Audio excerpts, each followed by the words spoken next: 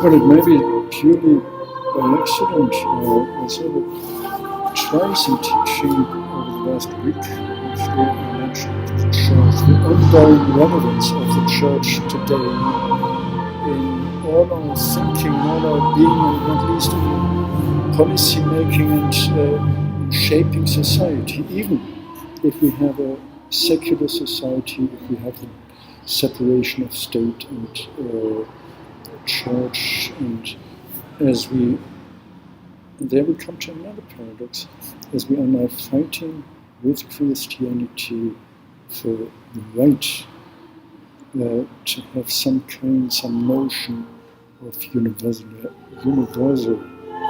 rights that are independent of faith system, posing the Western society that are Christian societies against the Islam, and making the strong point of we are secular, whereas you have the faith-based state, and as such, that was in the European integration case, as such you are a threat to our liberal, to our free societies of the West.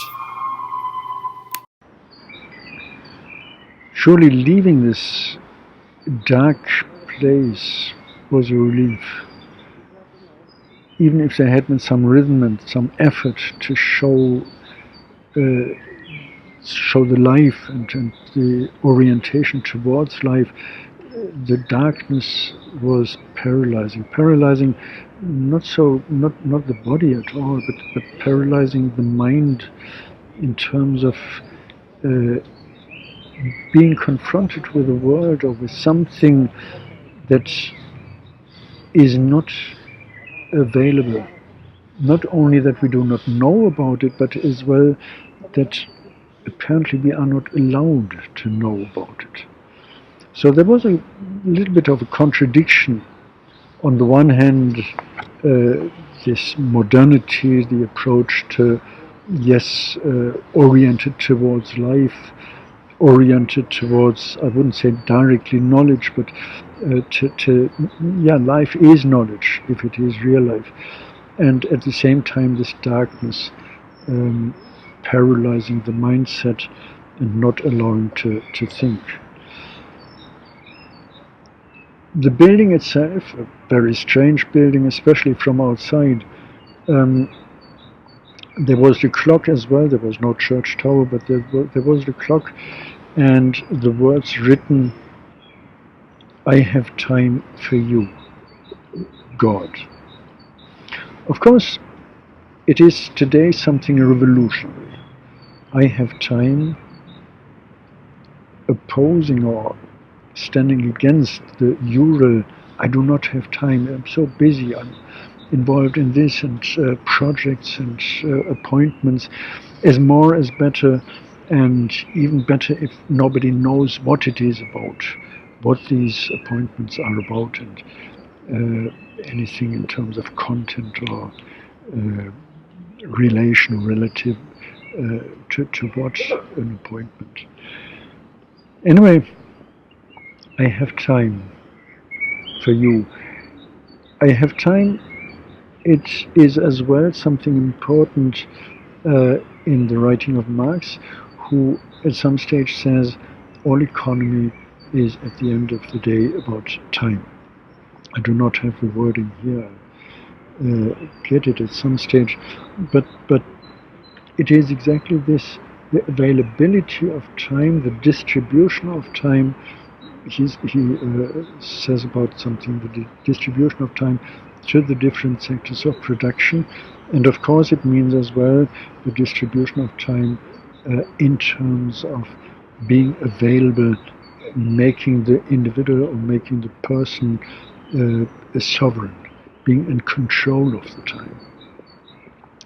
This is at the end of the day being in control of producing and reproducing oneself, determining the parameters, determining the elements. And it is something, having said, I started with this section, with the orientation or with the reference to religion playing a huge role still today, even in secular societies, and at the same time, exactly this point of a secular life, the dominance of the secular in our being, and the rule of law, and meaning law as a written law and not the law of God or anything else. Control versus something that is uncontrolled and even uncontrollable. This was this darkness. And this is a kind of permanent, ongoing capturing pattern, I think, we have. Being now in Vienna, there is something special about it, insofar that Vienna, as a world city, as a global city, actually one of the United Nations headquarters being here, it has time. It has time and gives time. It is laid back in one very special sense. It is representing the old system. There is still the Hofburg, not the everything basically, representing in one way or another at least a link to the old, to the ancient system. And this is what makes it nice, what makes it lovable. If we go around again, as in many other cities, as I said, in Germany as well, in Berlin as well, what is admired, what is shown, what is visited is not the modern Vienna, but it is the old one. It is the Hofburg, it is the emperor. All these things, forgetting or making us forget what is so great about Vienna in actual fact. It is, for instance, the Marx estate and other estates, the responsibility of the state for the people.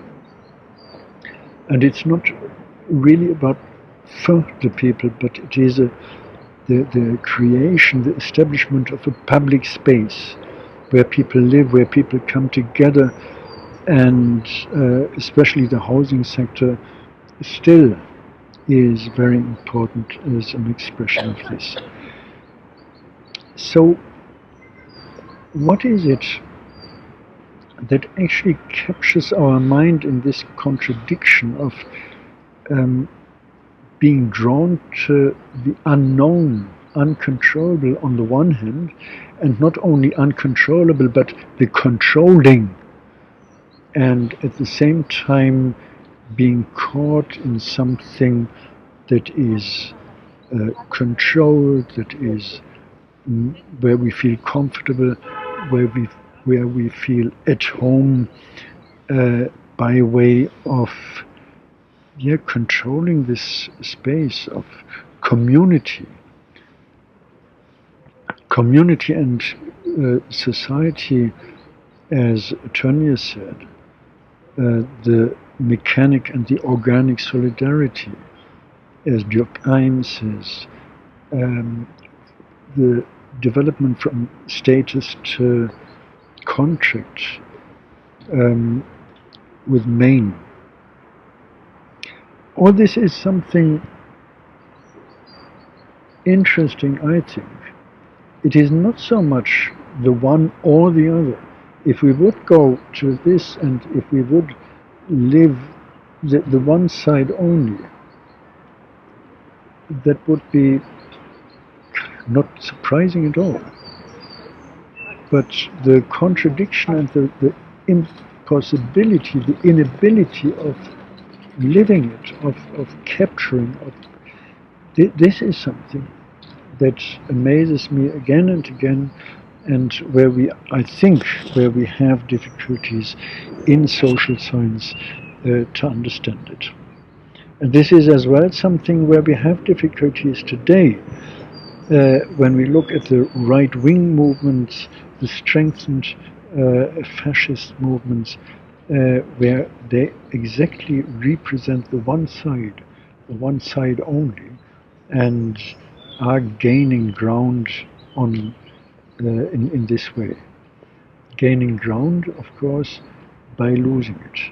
There's just now this scandal here with the right-wing party being caught in pretending the self-limitation and at the same time top politicians just ignoring it.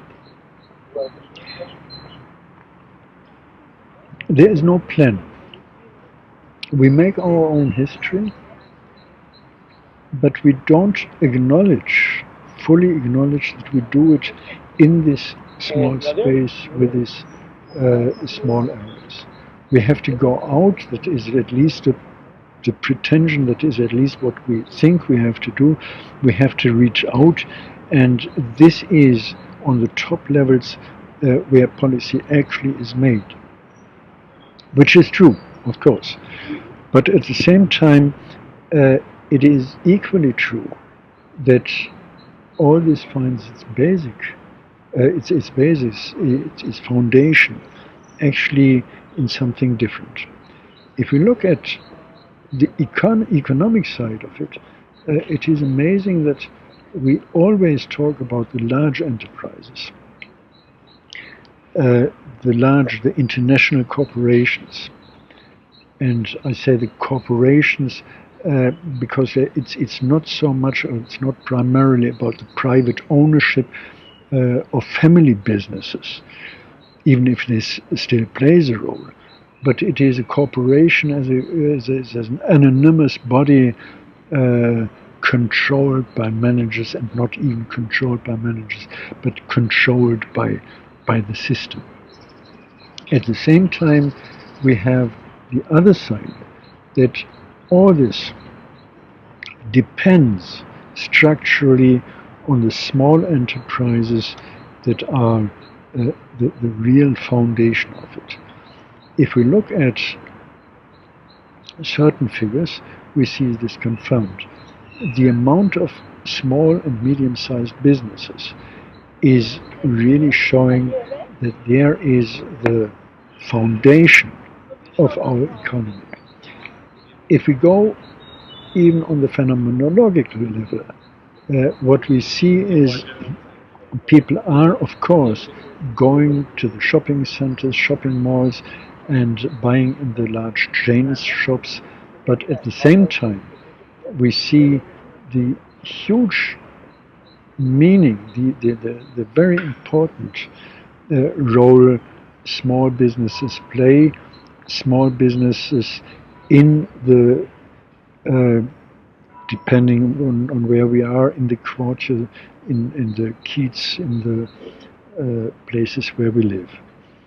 Now this is of course undermined by certain developments, but it is as well undermined by not recognizing it and by simply ignoring it. And there is something with a methodological side when we look at what social science suggests. It is about the methodological individualism and methodological nationalism. This is on the one hand what we see that is guiding our thinking, and at the same time, at the very same time, it is something that is actually not being relevant, but that it is ignored. We ignore the fact that much of the economy actually takes place by large enterprises and by small enterprises, by something that we can say or can name as a Schumpeterianization.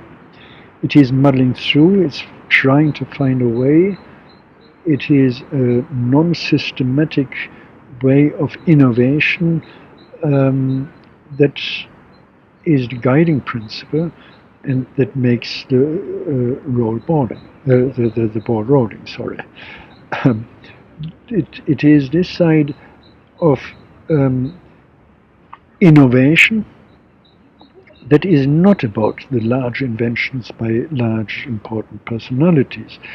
Of course, they play a role at some stage, but even more important are those who are really in the garages, working on small, tiny things, inventing something that takes a long time actually to mature and to be relevant. It is applied science, but it is something else as well. It is applied not for the immediate use of profitability, but it is about the assumption of moving forward with it. It is an interesting thing how many students I really have who are pushed towards careers, feel pushed towards careers, very determined as well, going that way, but at the same time kind of laying back and saying, but this is not really what I want. What I really want is obtain of knowledge, of true knowledge. What I really like is a book written. I don't really like hastily reading through all these contributions. And I saw recently here an advertisement saying that yes, there is this thing with algorithms, but there is more to life than algorithms know. And this is, I think, not the mystification as we have it with the church or with religion, but it is the honest readiness to experiment and to know more, the interest in knowing more, but at the same time the genuine readiness to fail. In this way, possibly, this is reminding me of Schiller, who said the man is really man when he plays. The readiness, the genuine playfulness of our interest, still alive, and still this kind of openness where we want to have enlightenment, but where we are at the same time ready to live with this excitement of not knowing, of facing something new, of recognizing something new actually, even in those things we know. And there we come back to time. We need this time for it to be able to allow ourselves to engage in such experiments and experience.